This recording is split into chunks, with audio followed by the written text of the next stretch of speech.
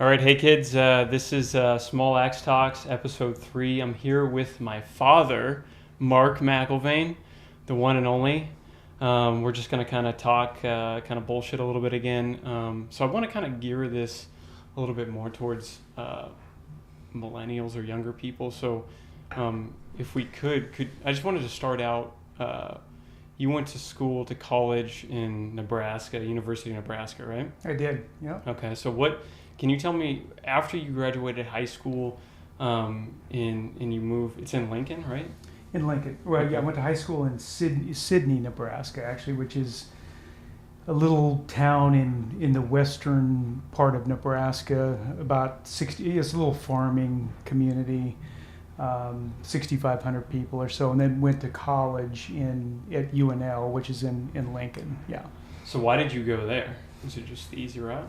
You know, good question. I really think that it was mainly due to the fact that we didn't really have a lot of choices, right? I mean, I graduated from college in 1980, and getting to college was a big deal, period, right? And if you went out of state, tuition was huge, obviously, and so in-state was really our only option. So, and not only that, but Lincoln is it's a big college, right? So they have a campus in several different cities in Nebraska, but Lincoln is where the main campus is. The University of Nebraska, the Cornhuskers.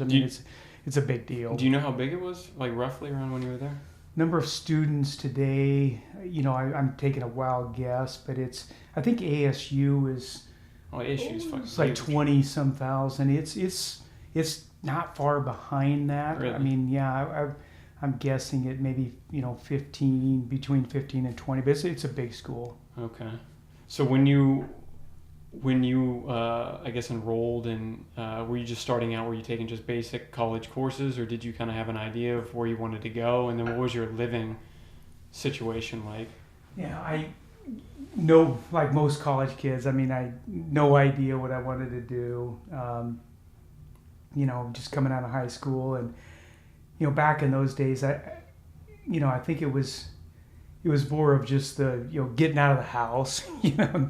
number one, and just I went in with originally with a I changed majors a couple of times. I started in engineering. Really? Yeah, and I don't know really why. Because it sounds good? Yeah, because it sounds As an good. engineer? But it was interesting. Just to get in there as a freshman, and the first, my brother was in a fraternity called Acacia, and I quickly learned that living with 100 guys wasn't kind of my deal, right? So Why is that? Because everybody's slapping each other's asses? yeah, it was just kind of a weird thing. It was kind of this cult type deal, and I got in, and they do their their rushes and all of that stuff, but I got in, and Did you do that? yeah, I did that. What did they do? Oh, they come and they're basically courting you, courting you Jesus Christ. to be part of their fraternity, and the big deal is what is really heads on beds, right? If they're full, then obviously you're paying toward that fraternity, and they've got to keep it full. And my cousin at the time was the president of the fraternity, and Greg, my brother, was also there. So for me getting in was not a big deal, right? So what did you have to pay then to be a part of it? I honestly don't remember what they supplied all the meals. Jesus. Each person I had a roommate, but matter of fact, the size of your studio here was about the size of the room for two of us, basically. And and they pay for all meals and all. They had a kitchen that we broke into several times, in the middle of the night, and it was an interesting experience. And I stayed there. I can't remember the first year as a freshman. I probably stayed there, a few months until they basically kicked me out. Really? which was kind of an interesting thing, especially when your cousin is the president of the fraternity. But so what was college tuition like? Did you pay for it, or did your grandma? I worked, and remember this was, I graduated in 1980, so I went to the University of Nebraska in 1981. So, long time ago, 30, kind of, but not really. I mean, it was a long time ago. But, and the tuition was expensive I have 3 siblings, so there was really 4 of us going through, school at roughly at the same time. So all of us worked. I had 3 jobs as I went through college. It was pretty awesome. And one of them was a liquor store called N Street West. Out, in basically just, you're just, selling beer basically. And I also worked at what they call a pre-sort, mail company, which is what it was we'd pick up all of the mail from, like local businesses. And then you'd stand in front of these boxes that had all of the zip codes throughout the U.S. on it. And you would pre-sort all of this mail into these boxes before it was delivered to the post office. So then the post office would get these packages that would, if you did it right, that would all be the same zip code. So it was kind of like, they called it a pre-sort company. We all, my brothers and sisters, we all worked at, bars and restaurants and whatever. So we supplemented the tuition, but mom and dad, helped picked us up the rest. Yeah, picked up the rest. Do you remember roughly, could you say like a year's tuition, like roughly what it would cost? Well, nowhere close to what it is today. Yeah. I honestly don't remember, but it was nowhere close. I mean, you weren't paying, hundreds of thousands of dollars. Hundreds of thousands. Schooling. Yeah. Okay. So when you got out, you came to Arizona right away, or did you stay in Nebraska for a little while? No, the minute I graduated, the day of, kind of a funny story. I didn't even go to the graduation, function that the university had, because I really had no interest. And by the way, it's changed degrees a number of times, and ended up ironically with a degree in agriculture. So, the thought was that, I during the time that I lived in Nebraska, I grew up on, farming and ranching, communities, and there was a company called the Foxley Corporation, which is up in the northeast part of the state, that owned all of this land, and they're mega wealthy and still are there today.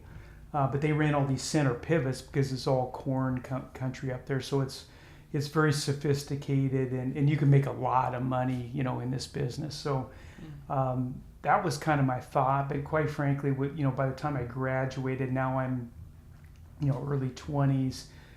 I just wanted to get the hell out of there, to be quite honest. Do something different. Do something different. Yeah. My grandparents had a winter home that they used down. It was actually in Mesa. So, I talked to them, and I said, hey, listen, I'm going to go out, and I have my big degree, and I'm going to go out and get a job in it. I really had not been out of the state lines, and this is the honest truth, other than maybe a trip to Colorado camping with my parents. And we went to the Orange Bowl one year down in Miami. A bunch of us, drove down there. So maybe 2 times in my entire life had I ever even been out of the state lines, right? So my grandparents had this winter home in Mesa. And when I say winter home, it was really kind of a retirement apartment complex, really, is what it was. Very small little place, but what was interesting is they allowed me to, and I had 2 buddies with me.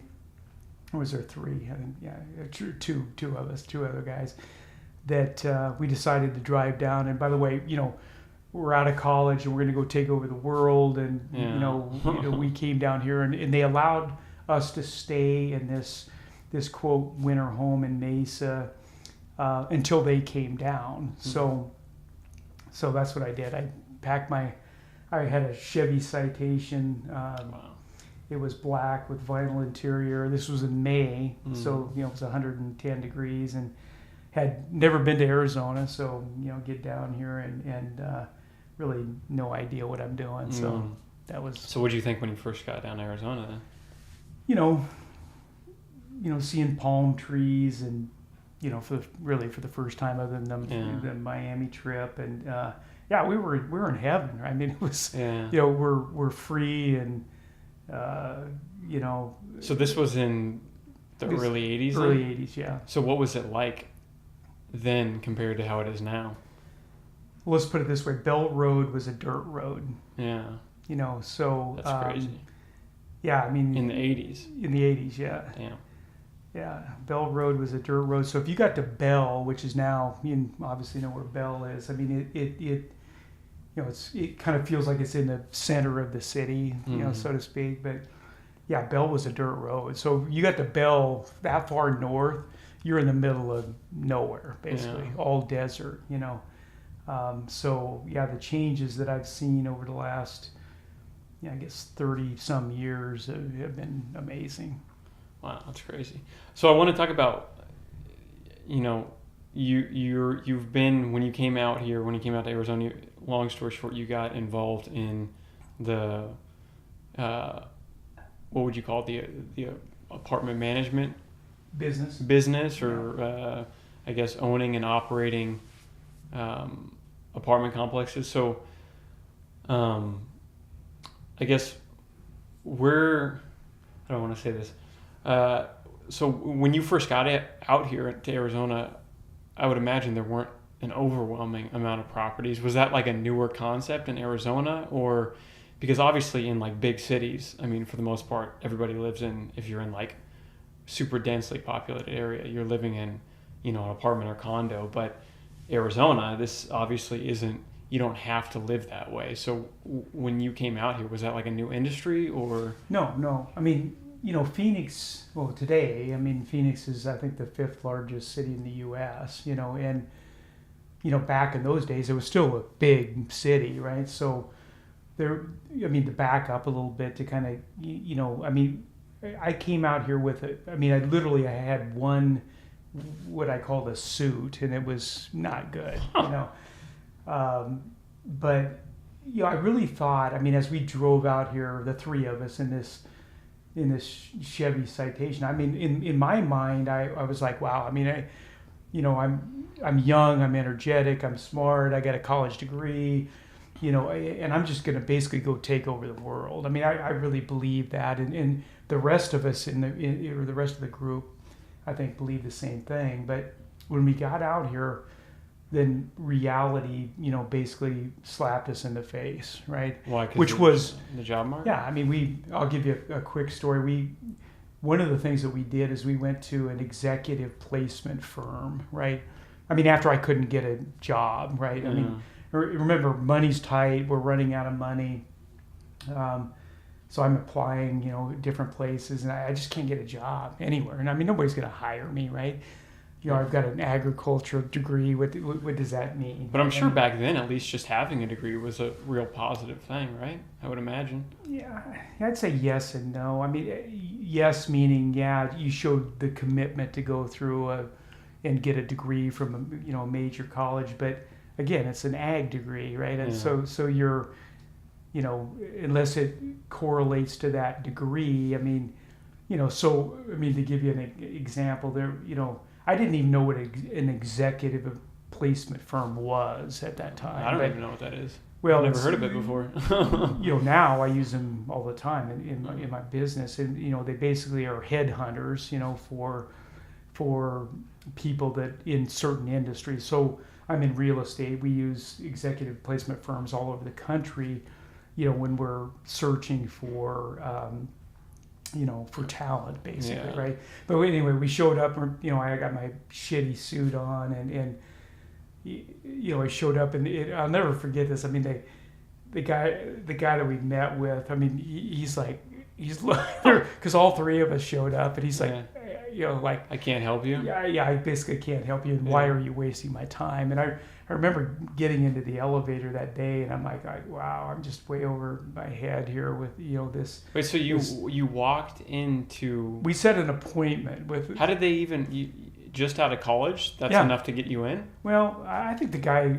That doesn't make any sense. You have no experience. Well, we had enough balls to set the appointment, so I think the guy was just curious as to who we were, right? And but by the way, it was all the two other guys that I went down there with. I mean, we all showed up, and we're just standing there in the lobby, and he's like, you had to see it to believe it, but basically they shooed us out of this place. You didn't even get in?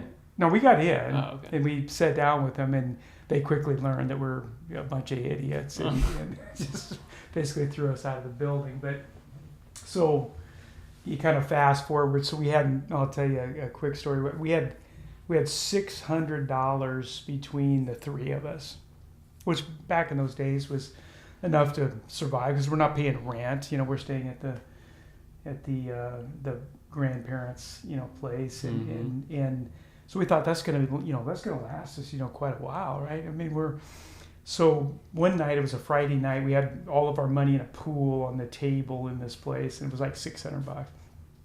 And I said, I gave everybody a speech that night that hey, listen, we got to be tight on our money, as we look for jobs, and they were looking for jobs as well. And again, none of looking.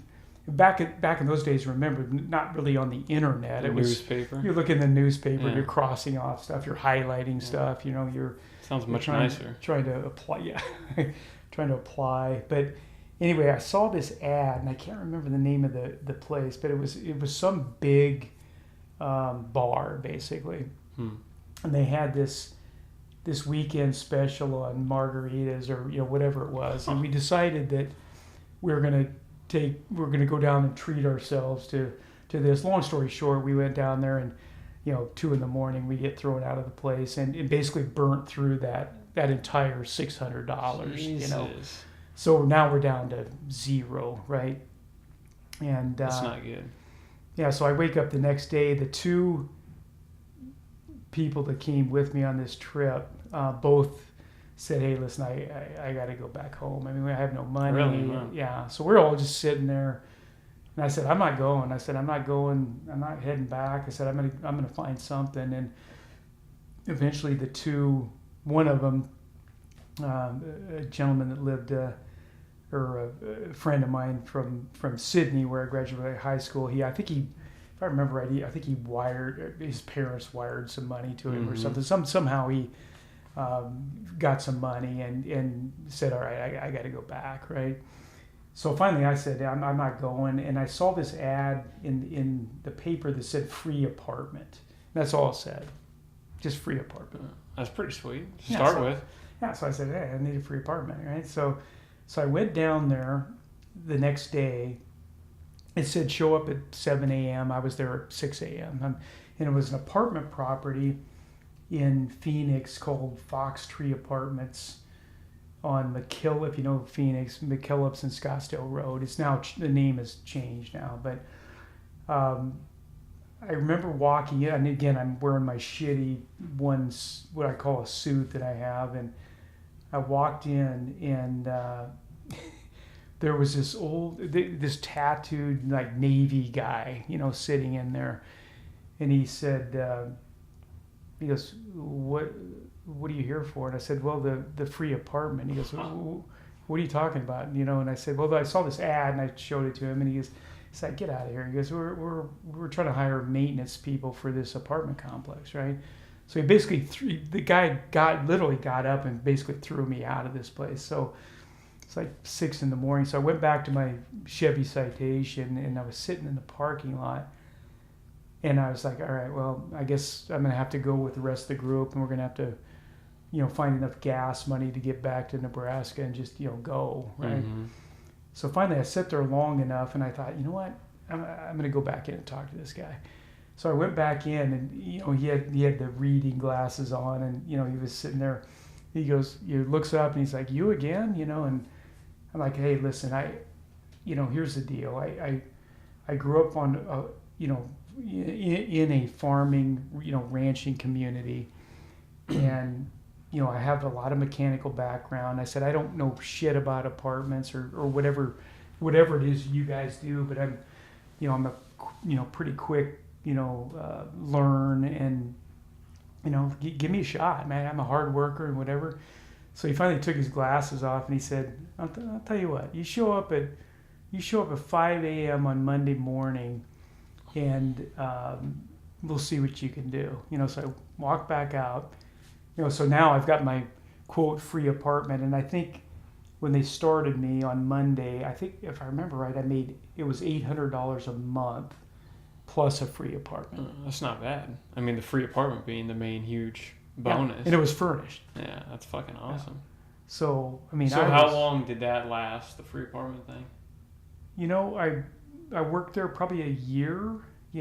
Mainly clean pools. Picked up trash, painted apartments. Kind of learned the maintenance side of the multifamily business.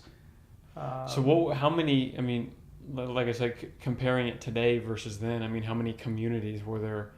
Well, it was a company called Hall Residential. They were huge. They were out of Dallas. And remember, at this time, I don't even know anything about that. I don't know who Hall Residential is. I have no idea. But they were a mega company, right? Out here.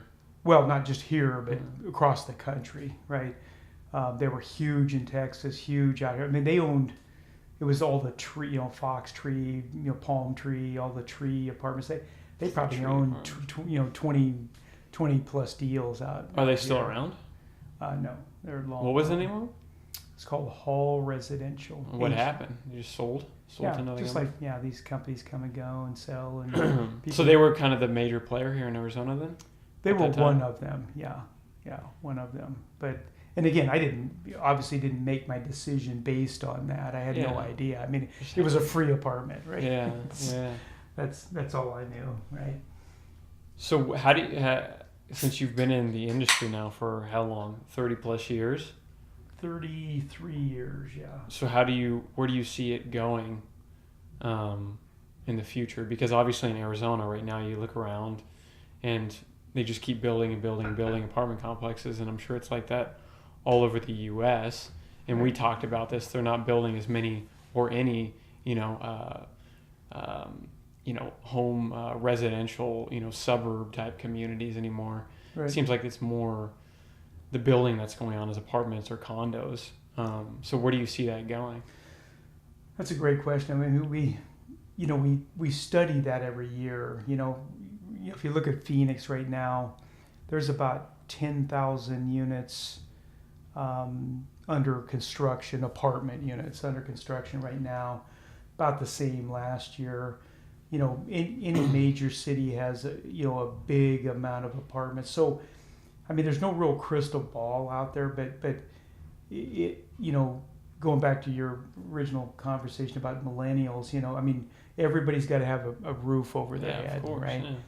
So, I mean, the apartment industry, has done well. I mean, in the 30 plus years that I've been in the business, there's been peaks and valleys, and the housing, crash of 08, and all of those things. But even during that time, what's really interesting is that we didn't really feel in our business a big bump in the road. Rents dropped, but what you found is that people lost homes during that time, and they rented, right? Yeah. They either moved in with mom and dad, or they rented, one of the two. So our I was in California at the time, but our occupancy levels really didn't change that much, right? I mean, rents were lower, but you were if it was financed right, you were easily paying the debt service on the building. So it wasn't like, people were just, falling apart in the apartment industry. It was really, the housing crisis was really housing homes, right? So, I mean, going back to your original question about where do you see this going? I mean, it's very strong right now. It will continue to be strong. I mean, millennials, in what's the next generation? Gen X. X. I think it's X. Is it X? Yeah, I might be wrong. they Maybe choose Z. to rent later in life. They choose to rent. I mean, they choose to have families later in life. There's just a lot of things that those generations do. They come out of school with huge debt. Yeah. What do you think? Is they choose to or they're forced to? I think it's both. I mean, I mean, they're big debt on the the college education side, right? They're trying to pay off, but I think part of it too is that they're just not in a big rush to, they're having children, later, right? I mean, they're having families later, and they're trying to enjoy their life, unlike what we did, or certainly the baby boomers, where there was this big rush to buy a home and have kids, and for whatever reason, right? I mean, and try to, I don't know, but to answer your question, I mean, it's strong. I mean, the multifamily is strong. I just went to a economic forecast where the governor spoke. Deuce? The Deuce, yeah. He spoke, this is like a week or two ago, and it was put on by the AMA, which is the apartment association here, and all of the indicators and factors that we look at in our business just continue to remain strong. And when you talk about 10,000 units, I mean, that sounds like a lot, but if you look at job growth, and it's 60,000 a year, which it is, right? I mean, coming into Phoenix, and 1 out of 6 of those are renters, and it could be higher than that, then you can absorb 10,000 units easily if you do the math. So, but there's going to come a time, where, and hopefully I'm out of the business by that time. When shit's going to hit the fan, basically. Yeah. Well, that's the thing is like how are you coming? How do they calculate what the market price is for apartments? I know obviously it's going to be based on location, how new it is or how nice it is. Right. But I mean, for the most part, how are they calculating how much to charge for rent? Well, it's just a free market, right? I mean, exactly. Meaning that supply and demand will dictate where the rents go, right? Yeah. I mean, most companies today, and this is a thing that we didn't have in the past, but they use what they call yield management. The hotels have been using this for many, many years, and the airlines have been using it forever. So the way to kind of look at yield management, and the minute a plane takes off, right? If there's an empty seat, you've lost that revenue. You can't get it back, right? So the airlines have programs that a lot of times you'll see, when you get closer and closer to the flight, if it's full, great. If and there's a great demand, then prices continue to go up, right? If there's empty seats and they know the plane's going to take off with an empty seat, then you'll see the prices start to dip down, right? Because they want somebody in the seat, whether they're paying $600 or $200, it doesn't matter, right? Mm-hmm. I mean, it's just some money, right? Hotel, same exact thing, right? I mean, if there's an empty room that sits overnight, then could they have got $100 or $200, right? Yeah. It's the same in our business, right? We use YieldStar and different programs to manage that revenue piece, and again, it's based on supply and demand. Okay, so what do you think as far as the effect on what effect that your industry, the apartment industry, has on I guess has on the home market? Because I mean, prices are back up or close to, right, kind of as far as like housing, what it was around the 2008 period. And it was here in Phoenix. Yeah, or just across the U.S. I mean, housing in general is just pretty crazy. Right. I mean, it's really crazy, especially if you're in like California and stuff like that. So, what do you think? I mean, if you're having millennials that are renting, and they're in debt and they're not saving any money, and the housing market is what it is for now. I don't know what's going to happen, but I mean, what do you think the effect is? I mean, do you think there's going to be people who it's going to become more likely in the future that people are just going to rent their entire lives and they're never going to live in a home? Or do you think there's always going to be that that the ability to buy a home. Because I mean, for a lot of people, especially right now, if you're young, I mean, you could look at it like, man, if you don't have family that owns property and that you're going to inherit, you could look at it as like, man, there's a good possibility that I might never be able to own something. So, well, I mean, again, based on that economic forecast that I just went to, home ownership is still the dream of millennials and even Gen X. Yeah. You know, I mean, it's still the dream. And by the way, I mean, the apartment, you know, if you really think about it, the apartment industry, and if you look at Phoenix, right? Well, in Arizona, there's 7 million. We just crossed 7 million people in Arizona, right? Wow. That's the state of Arizona, not Phoenix. Yeah. But the majority of that 7 million is in Phoenix proper, basically with all of the suburbs, right? So of that 7 million people that live there, there's roughly about 500,000 apartments, right? So a very small amount of the 7 million people live in apartments, just because that's what it is. Yeah, but I right? wonder what the percentage is now versus when you first came to Arizona, as far as people living in apartments versus homes. Well, I wonder if that's growing as far as the percentage of people living in apartments versus homes.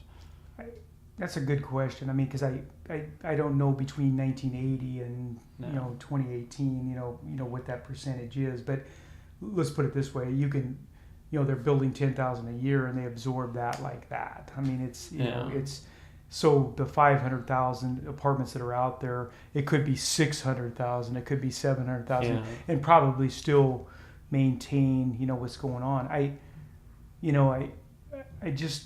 I don't know. I mean, no one has a crystal ball to say, what's 10 years look like or 15 or 20 years look like, right? Investors are hot on apartments right now. I mean, it's not hard to find money to build. Yeah. I mean, it's harder now, but because what you said is right. Now people want premiums for land and building and all of that stuff, but. So if we were to build, like, let's say you and me wanted to build an apartment complex. So we found this piece of land and, we bought this piece of land or whatever. And we got all the plans to build this community. Is there a typical time period that investors expect that property to be paid back? And when is it profitable? Well, it's not really paid back because, let me back up. In the olden days, it was the owners didn't really care about the management of the building, right? What they did is they bought a piece of real estate. They owned it, or they owned a portion of it. They made sure that the cash flow paid off the debt, right? And what they were looking for is basically the end. When they got out of the deal, that's where they made their money. So they held the property. When they sold it, is when they made them, because the debt's going down as they pay off the debt over a number of years, and then they sell it. So they're looking for the property value to go up. Then. Now, today, it's different, because the REITs got involved, or the Real Estate Investment Trust got involved, and now Wall Street's in the deal, right? So you want your cake and eat it too, so to speak, right? So now it's, I want to buy it low. I want to sell it high, and in the meantime, I want this thing to cash flow, and I want every penny that I can get, right? Jesus. Which means that the management company, which is what I do, now becomes important. In the old days, it didn't matter. I mean, you'd go into buildings where the gal's in a robe smoking a cigarette, and she'd throw you a set of keys, and the unit's over there if you want to go look at it. Kind of informal. It was really just. There was no focus on the operations of the building. But once Wall Street got involved and figured out that, hey, listen, we can make money during the hold period, right? Meaning we run it well, we control expenses, we maximize the income piece. We can have cash flow during that whole time and sell it at the end and make a boatload of money, basically. Yeah. So interesting. Sounds nice. So what do you think?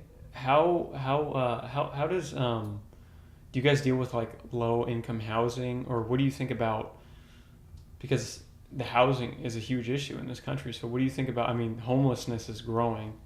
So do you think your industry, are they going to play a role as far as, what do you guys do as far as low income housing? Because anything that I've ever heard of online, if I don't know what the specific like organizations are that you go to, if you need housing but you can't afford traditional housing, but everything that I've heard, like the wait list is always forever, basically. Like you're never going to get. So how does that work? Do you know? Like we do deal in Section 8 tax credit, those types of things. But I'll tell you this. I mean, I totally agree.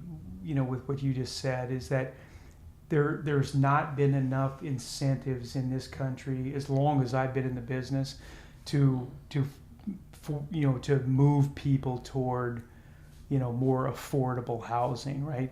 Because if they can go build a conventional building and make more money, then what incentive is there to go through all? Because remember, when you get involved with the government, it's fucked up. I mean, and there's all kinds of red tape and all kinds of paperwork and stuff. I mean, who wants to do that?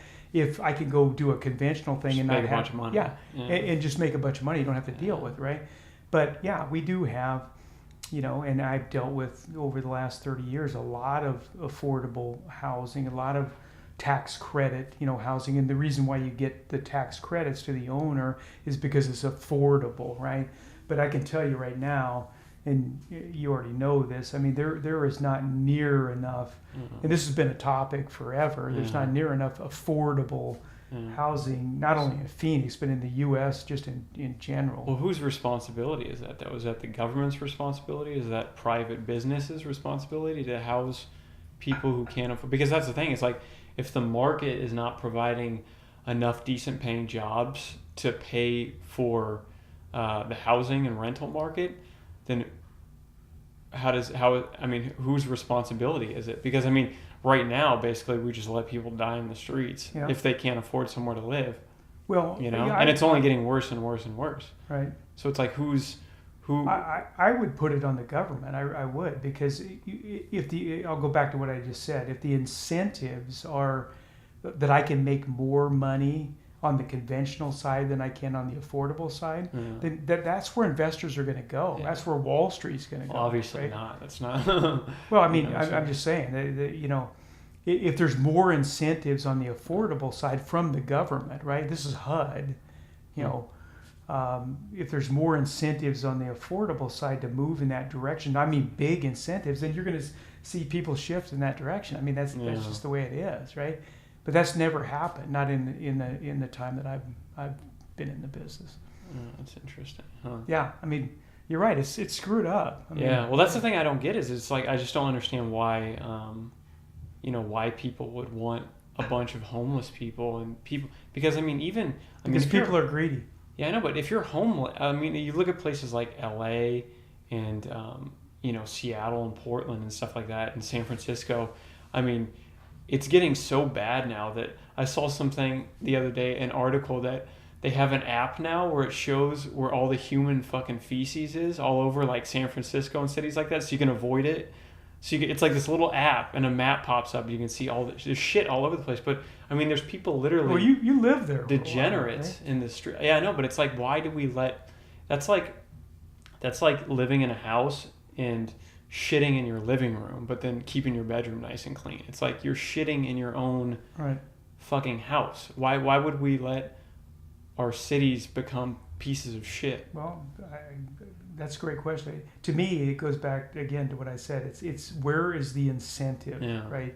Where is and if the incentive is not to build affordable housing for people because I can't profit as much as I can somewhere else, then our incentives are basically fucked up, right? Yeah. You have to align that to where, let's put it this way, for easy terms, if the incentives, if I could make more money on the affordable side than I could on the conventional side, guess where I'm going to go? Yeah, I get that. The affordable side. I Not totally me personally, but investors, where are they going to go, right? but that's not the incentive, right? I mean, but isn't that the problem with capitalism and free markets or whatever? It's just like, yeah, I mean, it does work and it serves a lot of people. Like we have like Amazon and all these different things that we can, buy products from and stuff like that. But it's ultimately always being driven just for the monetary incentive. Yeah. Is not providing for humanity as a whole, because it's like, yeah, you can have. I mean, you look at every single industry. There's something fucked up about it, but like oil, yeah, that might be, good for them, and it might be, good for some people, but maybe it's not good for the environment. But just because it's good, it's from greed. a monetary it's point, greed. I know, but that's what I'm saying. Is it's like if our entire country and now world is moving towards that direction where that's all that matters. I mean, Right.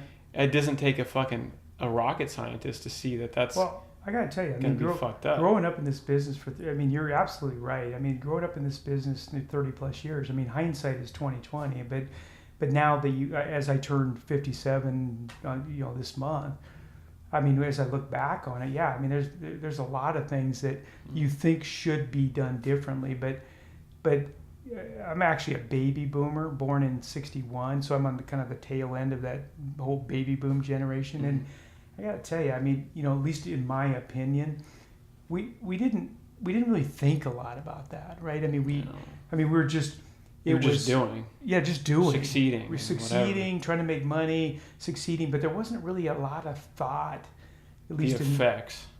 I'm sorry? The effects, the long-term effects. And you and I have had this conversation before. I mean, the way I look at it is, I hate to say this because I hate to brush it onto another generation, but I mean, I really believe the millennials, Gen X, whatever the next Gen Z, they've got to ask these hard questions and figure out, and what I love is, I mean, you got to get all these old white motherfuckers out of the White House, and that's true, right? I mean, the Mitch McConnells and all these old white sons of bitches that have been up there forever that are ready to die, right? Let them die and go to pasture and get them the hell out of there, because the only way that you're going to make change or true change is to get those old conservative son of a bitches out of there, right? In my opinion, right? Which means millennials in the next generation have to put in the right people to answer the questions and put the incentives where they should be, right? I mean, in my opinion. Yeah, I mean, that's the thing. I don't even know. Like I said, again, I think this next election is going to be crazy, but it's like I saw something, an article yesterday up in Portland, because Portland is like liberal to the max. Like they're super I love liberal. Portland. Yeah, Portland's awesome. One of my awesome favorite city. cities. Yeah, but there was a bunch of fucking, millennials out there rioting and, fucking shit up. And I feel bad because I know why they're distressed and pissed off, but I don't think maybe necessarily all of them are putting their energy in the right direction. So they're just being mad and angry, but it's like they don't know what they're being mad and angry about. Right. But it's like, I think that's what the older generation, I think, doesn't maybe necessarily understand, unless you have kids who are like in their 20s now, is like it's pretty hard out there for like young people right now. So it's like, why would you want to squeeze people that tightly? Stop. What happened? To stop recording your voices for some reason. Can I take a rest? Yeah, I got the bathroom too. Okay, then I'm going to pause. Pause. Go ahead and say it. What? What? Say what? Just say that you're... Hey everybody, I'm going to sing a little song for you right now. It's gonna go like this. You're going to go use the restroom? Is that what A little interruption, but It's all good. We're good. I don't know exactly where I left off, but we were just talking about the housing, and then yeah, that's the main thing. I guess I just wanted to, because I want this to be kind of valuable to younger people, and I wanted to get across there. And I think that's a lot of people's frustrations, is it's like, I don't see why, especially now with the college tuitions and the way they are, it's like I feel like young people, and I feel like they feel like they're getting conned constantly, because it's like everywhere you turn, it seems like there's this opportunity, and you take that. Maybe you take out loans to pursue this opportunity, but then it ends up being a total fucking, and can you imagine how disheartening that would be? I mean, especially if you're not somebody who has a lot to fall back on, you know? Well, I mean, here, if I had a group of, which I do, basically a lot of employees that work for me are millennials or are, the younger generation, and and this is hard to realize, but I can't believe I'm saying this, but as I approach 60, right? I mean, and I remember when I was younger, I mean, the 60-year-old on my neighborhood when I was a young kid they were ancient, and they were weird, and we didn't want to be around them, and they were just kind of creepy, right? I mean, that's still the truth, right?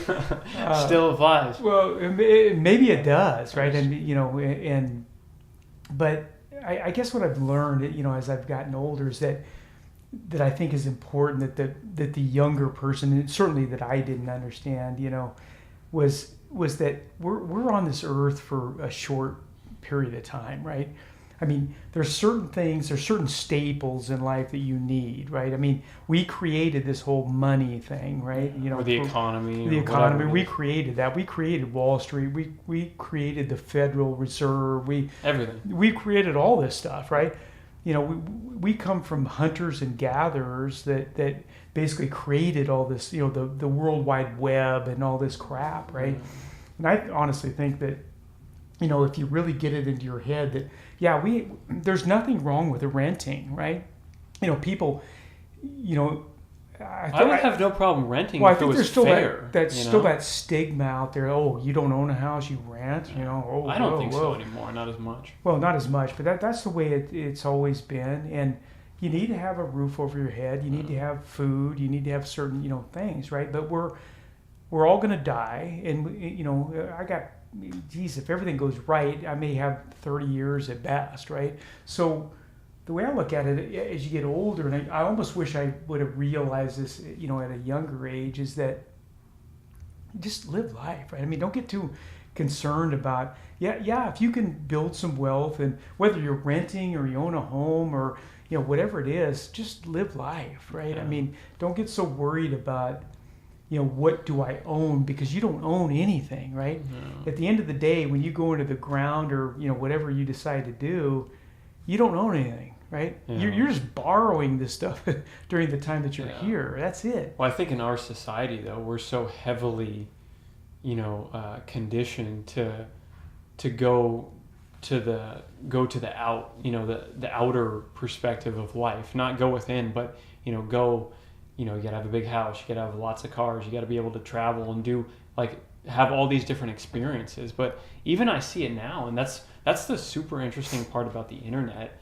And you see these celebrities, and I mean these people just literally kind of go insane right in front of your own eyes because I don't know. I feel like they're going always to the outside, and there's something deeply unfulfilling about that type of life, like a Kardashian or any of these superstars where they're constantly, in need of that attention and in need of new experiences and more. It's never enough, Right. So these people are almost like completely lost and totally not even. I'll bring up that Kanye thing, the Kanye West at the White House. I know you didn't watch that, but if you watch that, I mean, this guy is completely, totally out of touch with the reality of a normal American, But in his world,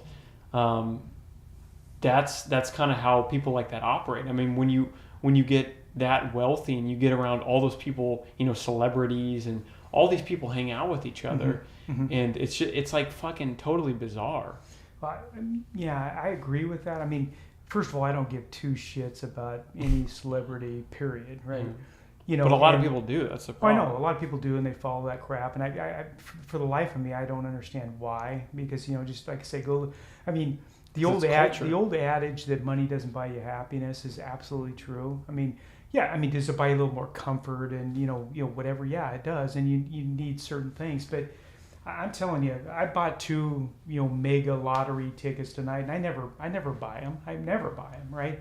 I mean, I would just happen to be in a convenience store today, and one of them, I can't remember, the mega lottery it's like hit. $500 million.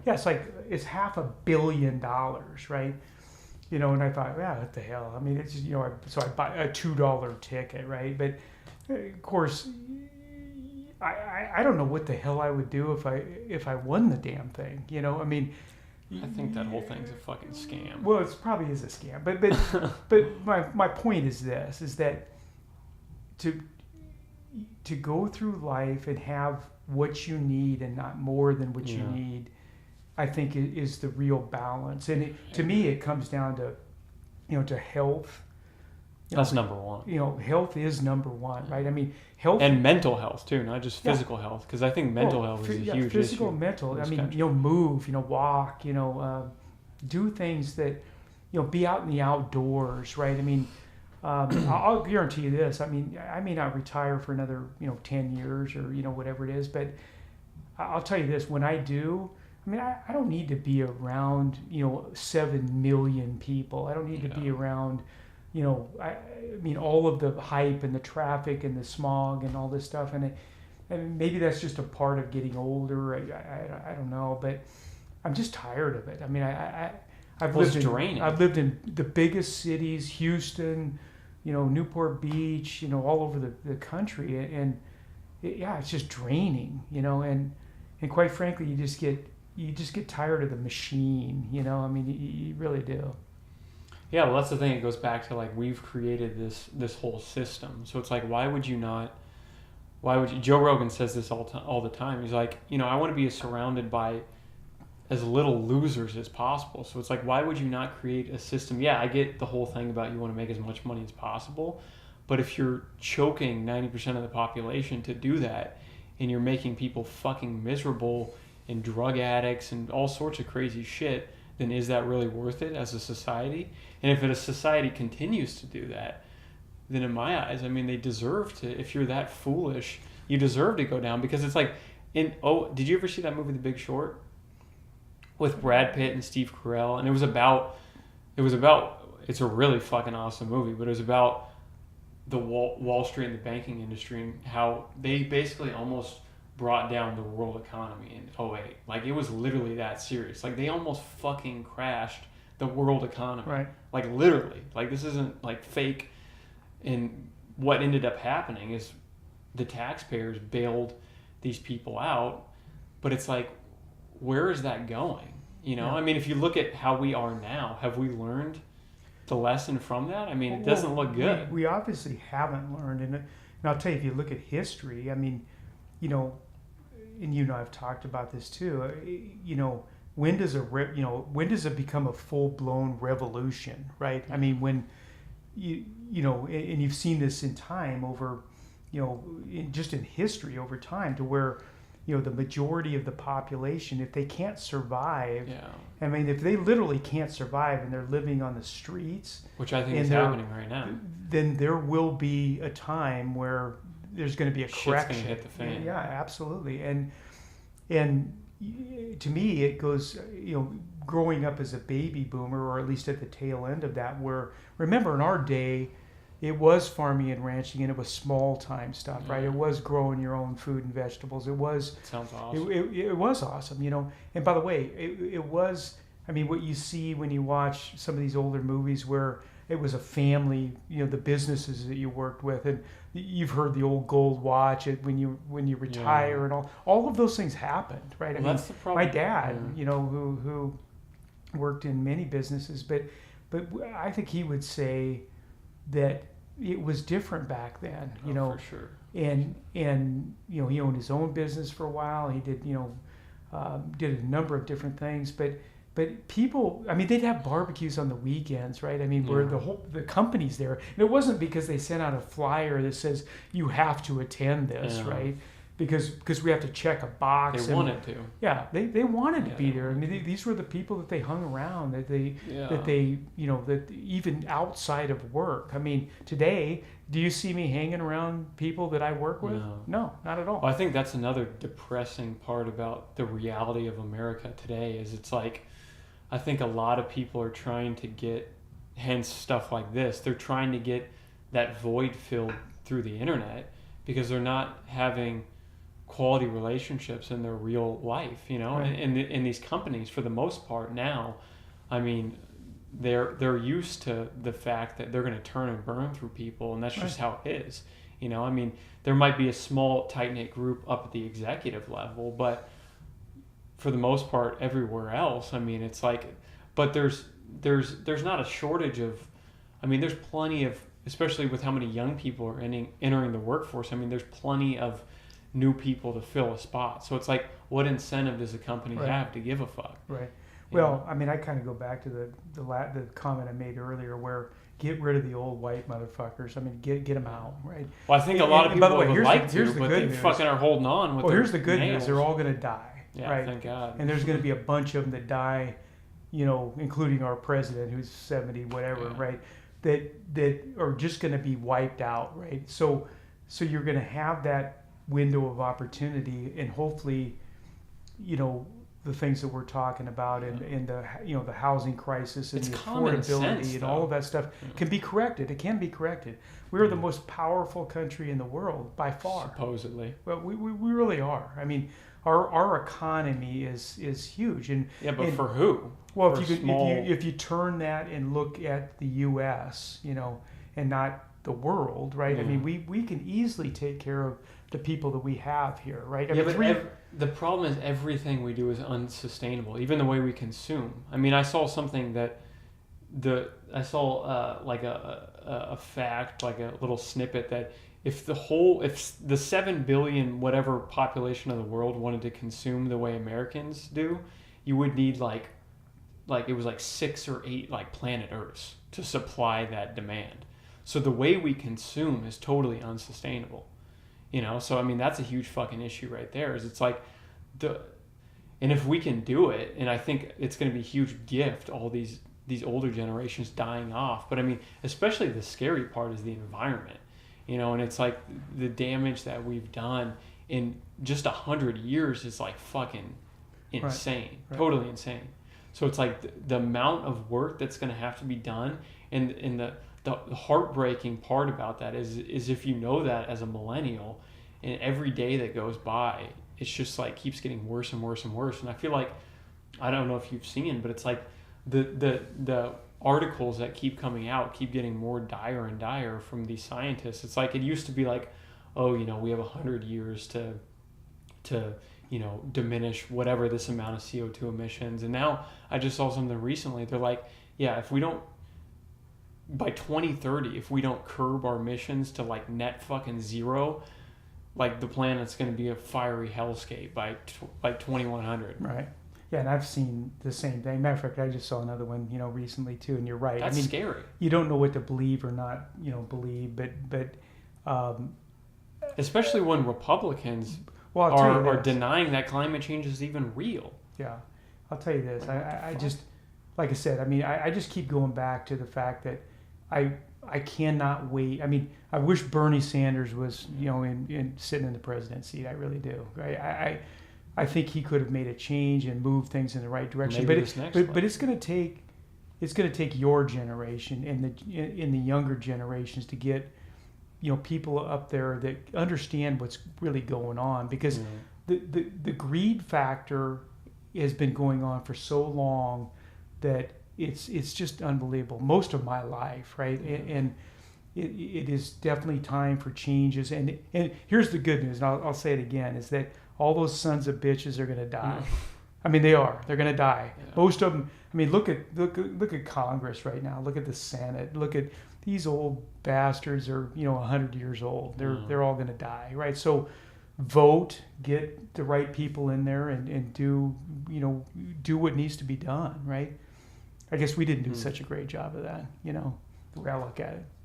Yeah, I don't know, but I mean, I think it goes back to like just me looking at your generation. If I could say what I thought it would be, is it's like you said, that wasn't your focus. I mean, all you were focused on is succeeding and the monetary aspect of life. You know, that's all people were focused on. But it's like, it's pretty heartbreaking to see the results of that in such a short amount of time. It's like, totally, in hindsight, I agree. Fucked. It's totally fucked. Totally agree. And it's like, that's the thing. It's so, I don't understand how, like I told you, I watched this channel on YouTube called Invisible People.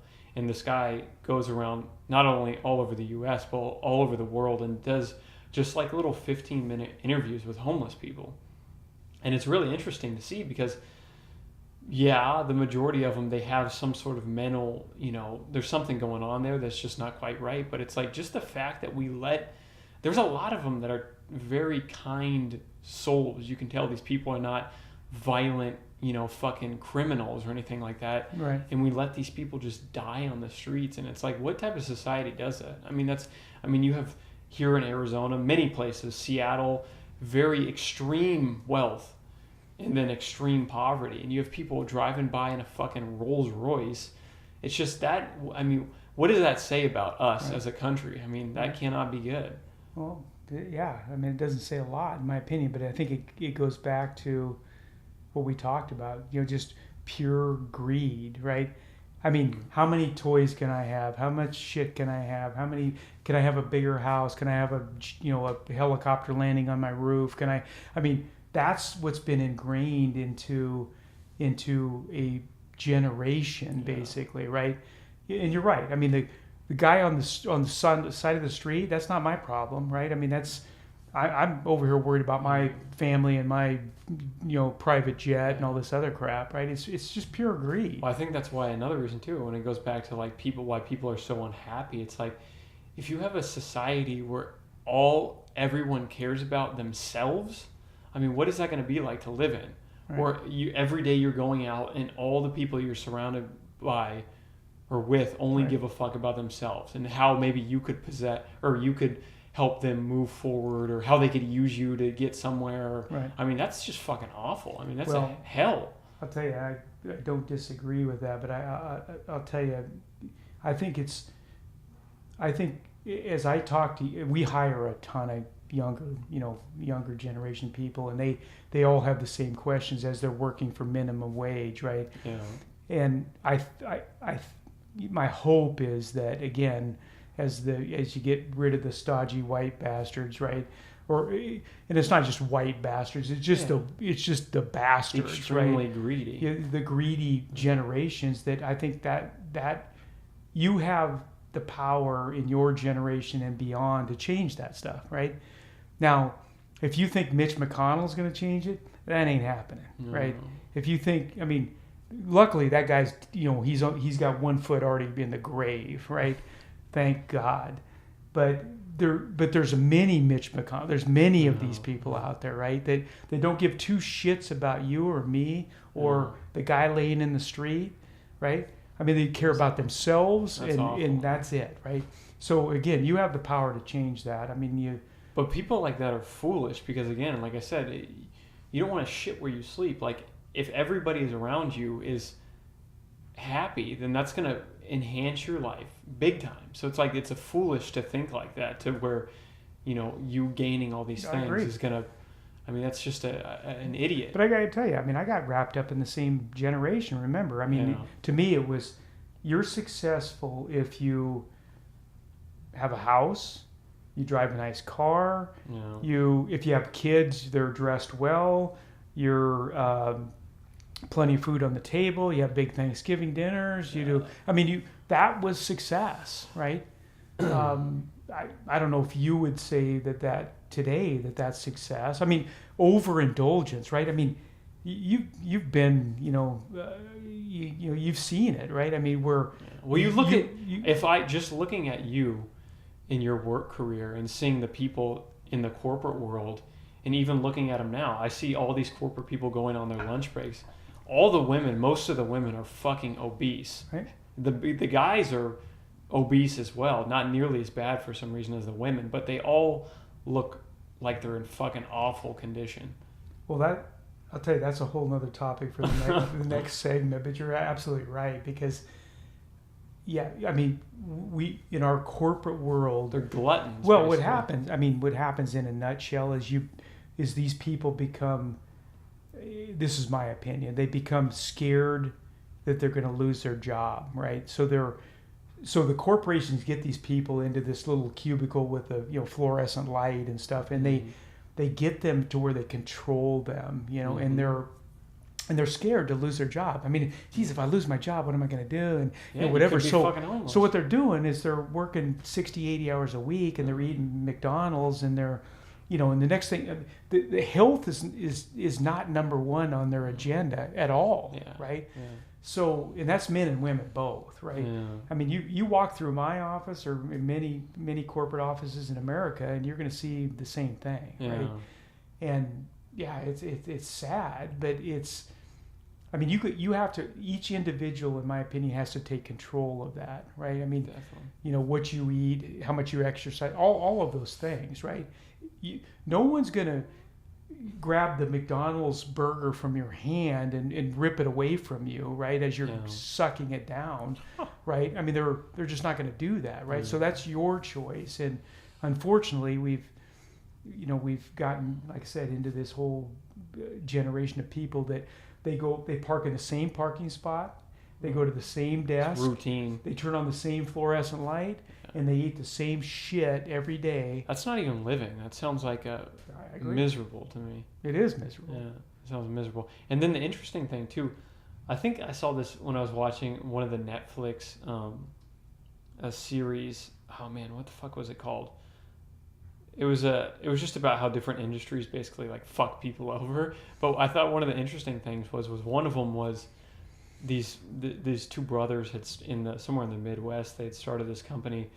Basically, it was like a scam where they'd loan people money, and the interest rates would be like it'd be small amounts of money, like it'd be like $100. 20%, or yeah, and interest, some big number. But they were all the people that obviously were taking out those loans were people who were desperate, so they would get locked in with this company. And this guy, I mean, they had this huge fucking corporate office, like in the middle of nowhere in the Midwest. Hundreds of people working.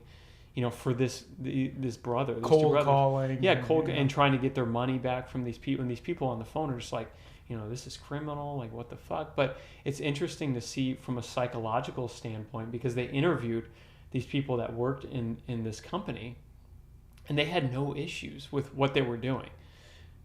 Because it's interesting, when you get a group of people together in a company, you can do some pretty terrible shit, and people will justify it. Right. Pretty easily. Well, it's kind of crazy. Do you ever watch? I don't know. I got kind of hooked on this. I'm not even sure if it's still on, but there was a show called American Greed. Oh yeah, I think maybe that was it. Maybe did you ever watch that? Yeah. I mean, the stories that would come out of this thing were unbelievable. I mean, just true American greed, right? Meaning, it takes a sociopath basically, or a narcissist, or a psychopath, or psychopath, or whatever it is, to. I mean, I care about people. I do. I mean, it's just my nature, right? I mean, I care about the people that work for me. I care about my family. I care, but there's a certain set of people out there that honestly can sleep at night. And I mean, literally sleep like babies at night as they're walking over and destroying people's lives. And to me, I can't understand that, and I watch those. I get glued to those things because I'm like, Jesus, how could this guy do this? Well, in our society, I mean, if you look at whatever free market capitalism, whatever you want to call it, I mean, do you think it benefits you to be a narcissist if you're a celebrity? Do you think it benefits you if you're a businessman to be a sociopath? I don't think you choose to be a narcissist. No, I don't think you choose, but I'm saying, what type of people is our system rewarding? And I guarantee if you break it down, it benefits you to be a narcissist. It benefits you to be a sociopath, because those things makes it much easier to do whatever it fucking takes to get to the bottom line. Absolutely. And that's not I'm good. not naming names, but I'll tell you, in my 33-year career, I've seen plenty of that. Oh, I'm sure you have, yeah. And you're right. I mean, those people were benefited because they acted in that way. They would step on your head and crush you and not give two shits. Look at the caricature of Donald Trump. I mean, that's his whole personality. He's somebody who he doesn't give two shits. Yeah, he does whatever the fuck he wants to do, and that's he's just gonna bulldog his way to wherever he wants to go. Yeah, and guess what? It's worked for him. Yeah. all the way to the most powerful seat in the world, right? Believe it or not, right? Here's this guy that's a loose cannon that could have gone either direction, could have ended up in jail easily, or, and damn near did in his, financial dealings, bankruptcies and fraud and all kinds of crap, to sitting in the top seat, right? I mean, you got to give the guy credit for But you're right. I mean, it's benefited him, to act in a nature that screws others. Right? Can you imagine if everybody acted like that? I mean, Like I that's said, what our country's coming to. Is like the more people, and that's what people do as there's an a animal. revolution coming, But probably. but as an animal, you look at somebody and you want to emulate somebody else's success. So you'll start mimicking their character patterns. Right. So it's like, Hell, I even did it in my career. I mean, I watched people that were Everybody does successful, and I'm like, okay, I guess that's the way I you got to start be, doing this. to do that.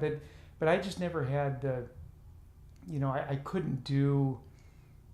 I mean, I've made enough to be comfortable and all of those things. I mean, I'm not extremely wealthy. I don't consider myself that, but a lot of people would say that I am actually. I mean, that would look at, geez, I mean, you got everything you want, and blah blah. But yeah, I mean, I watched people in my career that just, and maybe even tried to move closer to that type of action, right? Yeah. Just because I thought I would gain from it, right? But luckily I got straight. yeah. Well, yeah. Hopefully, more good things are to come, and this next election will be a positive thing. So I don't know. Well, just remember, you guys, your generation has that. You got to get out and vote. I mean, your generation has the power to change things, right? Yeah. For sure. Yeah, I agree. All right, sweet. Well, thank you for talking with me, and hopefully we'll do it again. Talk about other things. Congratulations on your new podcast. Seriously, Jesus. Small Axe Talks. Let's shut her down. No, it's awesome. I appreciate It's awesome. that. Yeah, I like it. It's fun. All right, cool. Sweet. All right. Thank you.